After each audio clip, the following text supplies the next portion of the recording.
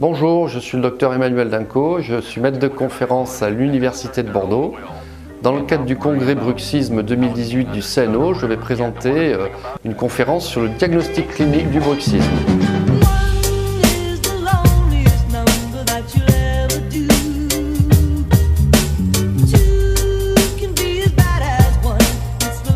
D'une manière générale, le bruxisme, qu'il soit associé au sommeil ou à l'éveil, est perçu comme une manière très péjorative, que ce soit d'ailleurs dans l'art et la littérature. C'est associé à de la souffrance, de la douleur, de la peur. Très souvent en clinique, nous fondons notre diagnostic de manière assez rapide et sur un seul site clinique, comme l'usure dentaire. En réalité, l'usure dentaire elle est multifactorielle et nous verrons que la validité de ce signe seul n'est pas un bon indicateur ni de la présence ni de la sévérité du bruxisme du sommeil.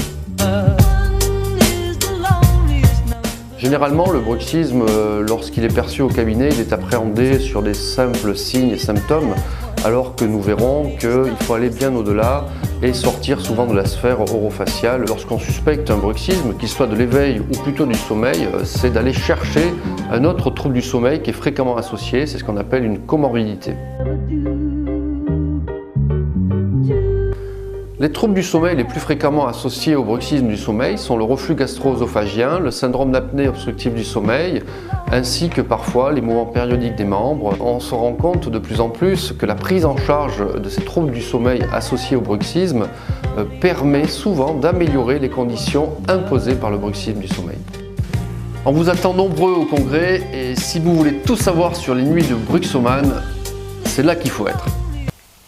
Je sais pas si c'est bien clair ce que j'ai dit. You can be as bad as one.